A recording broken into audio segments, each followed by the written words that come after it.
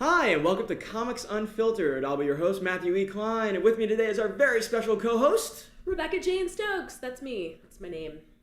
Now, Rebecca writes all over the internet. I am just starting to write all over the internet, but you can find her a lot on exojane.com, Den of Geek, Den of Geek US. Den of Geek US, and where else can they find? Bustle.com. Bustle.com. So I brought Beck in. Rebecca is basically my ringer for today while we do our very first special edition of Comics Unfiltered, where today we are going to be reviewing for you the pilot episode of Fox's new procedural sort of Gotham, brought to you from Bruno Heller, a guy who did The Mentalist and Rome, so who theoretically knows how to make a period piece and a police procedural.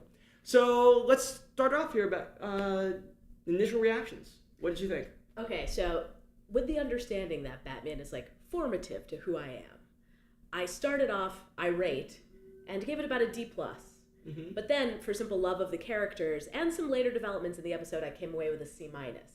I wanted to love it so much, and the love is just not quite there yet. I got to agree. I want to have strong feelings for it. I really, really do. I want to love everything about this show. I want to love the actors. I want to love the set design. I want to love the dialogue. I want to really strongly admire and tolerate the dialogue. But I'm not quite there yet. This certainly has that before Batman Begins. Actually, I think the more accurate term is way before Batman Begins. They're certainly stealing a lot from Burton and Nolan's interpretations of the characters.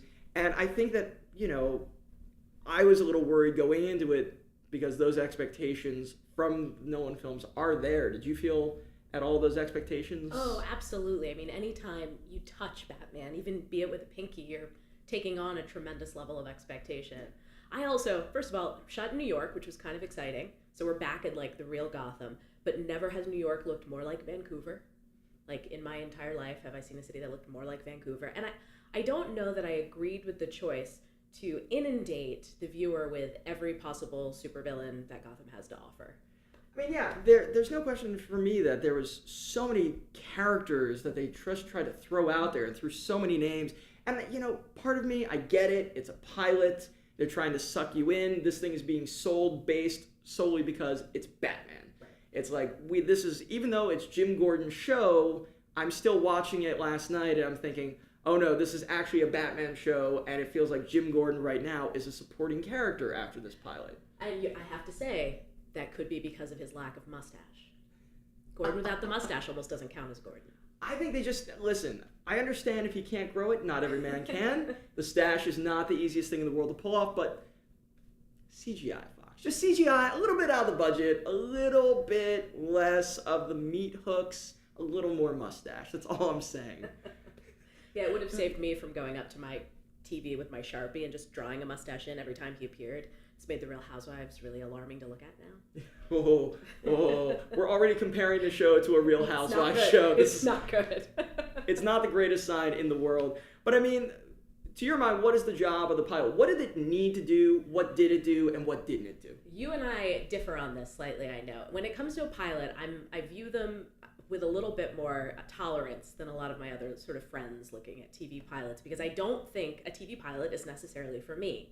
I think a TV pilot, even if it's changed, even if an order goes in, starts off being for the guys in the suits who don't understand things and just want to know where their money's going to come from. This is why you get naked ladies standing around in the backgrounds of shots in pilots very often, Gotham. But I will say I'm willing to give it 3 episodes. I'm willing to give it those 3 episodes. We talked a little bit about this earlier before we were on camera, but they have a cheat. They have fan base who's already deeply attached to these characters. And because we care about them, it's going to make us stick with it, I think, a lot longer than we would with your average pilot. Now, see, and this is something that kind of irks me a little bit, is like, you already have the built-in fan base, so why are you trying to throw so many cameos and so many Batman references into the very first episode? Why are you trying to do that when you already have a bit of a built-in audience? It feels like this pilot, more than most others on television, has that cushion. So why do you need to throw so many layers on top of layers and names and allusions and Easter eggs? They weren't Easter eggs. They were very easy to find. They were if fried anything, eggs on a pan. that they threw at you. I felt like a door at Halloween and kids just kept egging me. That's a little bit how I felt in this pilot. But at the same time, I think, for me, a pilot's job is to get me intrigued enough to watch the next episode. I'm a little less flexible. I think with so much content out there right now and there are so many strong shows, I think this is an amazing era of television that we're in. Oh, yeah. There's so many channels, there's so many studios, there's so much opportunity that I think it's even more imperative for a pilot to really stand out and suck you in when you do have other options on TV and at home on Hulu and on Netflix and what have you. So I feel like the pilot's job has never been more integral of hooking you into a show. And for me, the majority of this pilot didn't quite do it. I would agree. I would probably give it about a C+. Like, I thought it was a fair introduction into the procedural element. It's very, they open, spoilers ahead, by the way. If you haven't watched Gotham, you probably should turn it off now at about the halfway mark and go watch the show and then come back. So from here on out, you're going to get into spoiler before those people turn away. Bruce's parents are killed. Okay, there we go. But opening with Selena Kyle, I was like, what? And then, it got to her witnessing the murder of the Waynes, and I went, oh, okay, very Law and Ordery, where they always open on the crime and then move to the cops and the investigation. So it's like, all right, I kind of forgive you that from a structural standpoint, but for me, what this pilot needed to do more than anything else was make me care about Jim Gordon. It made me I wanted this to feel like this was Jim Gordon's show, and it didn't quite accomplish that for me. I think in the last 10 minutes or so of the episode, it got me closer, and for those last 10 minutes, I'm willing to give it another chance, but there's no question that Batman makes me want to give this more of an opportunity to watch episodes 2 and 3 than just the strength of this pilot. I also have to say that I'm all in solely for Penguin at this point. Like, solely for Penguin. Anyone who is furious for jumping out of ice cold river and just decides to rip someone's throat out and eat a sandwich is someone I can get behind. Like, I want to see what he's going to do next. I gotta be honest, I was really hoping that instead of a sandwich, he would have picked up like a raw fish that had just been caught and ate that. And then I would have been like, there you go, that's Penguin. So let's talk about high points now. Okay. Because we're making it sound, we're kind of bashing the pilot a little bit. We've kind of given it a few black eyes. But, what were some of the high points for you on this? Was Penguin a high point? Penguin was a high point. The only thing slightly ridiculous that I kind of loved was his ire at being called Penguin. It was very like Al Capone. It was very Joe Pesci, and I liked it. I have to say another high point for me. This is like terrible. Bruce's parents, dead, tragically killed. Bruce falling to his knees and screaming, I loved. I was like, this is okay, great. Cool, I'm in, I'm on board. Also, the introduction of Alfred, I was worried they were going to try to do like, cool Alfred. So when he showed up in a suit, I was pleased. That delighted me to no end. I'm with you on that. I thought the murder of the Waynes played so well. That was probably like, you got me emotionally. Like, you lost me a little bit with the cold opening, and then you brought me back, and like, I cared about this crime. I cared about this kid. Even though that this is probably one of the most oversaturated and overused, shots and crime scenes in the history of the genre, it still got me. Like, I thought that was incredibly well done. The POV shot from young Bruce's point of view of the mugger just gutted me, right? Well, actually, my gut's down here. But it really got me. And so I love that. I thought a high point for me was actually Jada Pinkett Smith's portrayal of Fish Mooney. So good. I thought, like, here's the character who understands the world she's in. I felt like she really nailed the tone and got it. The foot massage scene. The foot massage scene, yes. Crazy good. The wig adjustment, I liked everything she did. She's great. My two other high points, I would argue, were the moment where Gordon and Bullock are hung up in the meat locker. and Bullock, like Donald Logue's Bullock, who I want to love so much. If you haven't watched Terriers, he's already kind of played this character and was ideal casting.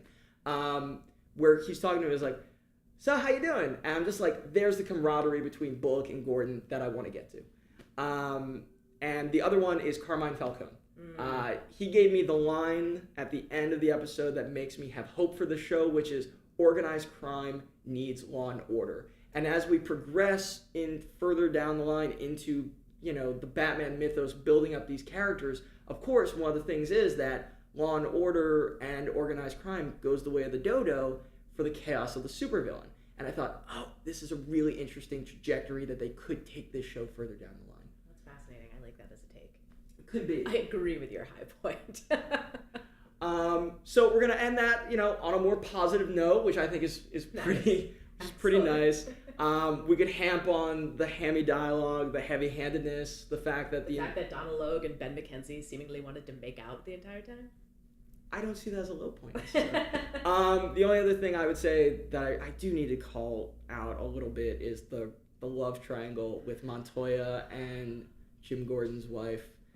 And I'm just like, in Gotham Central, the comic that I think takes one of the biggest inspirations for this, they did such a wonderful job handling her sexuality and the reveal of that. And here it was just so thrown away, and it makes me take her less serious as a cop. Now that there's this personal jealousy thing that they're going to play with, and I'm just like, so as a lady and as a feminist, I have to say that I was so heartened to see her come on screen and hear her name and then be like, oh no wait, this is just network TV being like, here's some lady lesbians. Okay, we won't do anything here other than what you've seen a million times before. Superficial, not handled well. My final thought on this is it felt a little too much like a show made with an 80s or early 90s mentality for that kind of a procedural. And I think that right now, hopefully this show will grow and evolve and improve because it's post The Wire, it's post Breaking Bad, it's post all those kind of heavy-duty cliche tropes in terms of the execution. The structure of storytelling will always be the structure of storytelling for the most part. But, I hope this show evolves. I hope it grows into the Gotham we deserve, not just the one that it needed to be for its pilot episode. But I will definitely check it out this week. I would also agree, C+. Awesome. I totally agree. Right now it's just too much birthday. It's like we've been hit in the face with glitter and cupcakes. We need them to tone it down and figure out their story. Absolutely. I agree. So let's see where that story goes next time. So thank you so much for joining us today on Comics Unfiltered. For more, check us out on MatthewEkline.com for more Comics Unfiltered news and reviews. Also, check out our Facebook page. And for Becca, where can they find you at? You can find me at RebeccaJaneStokes.tumblr.com. And you can follow me on Twitter at BeesRight. All right. And that's everything unfiltered. See you next time.